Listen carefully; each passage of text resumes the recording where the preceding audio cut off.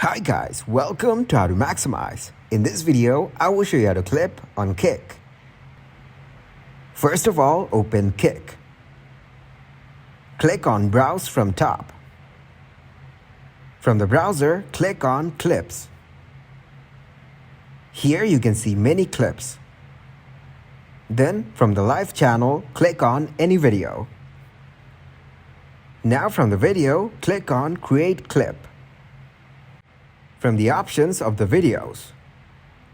It takes a while to get into clip editing. Wait until the video is ready. Now the clips are ready to be edited. Choose the clip from the video. Select the duration of the clip you want to edit. Give the description of your clip as sample. Click on Publish. Thanks for watching and please leave a like, subscribe and share.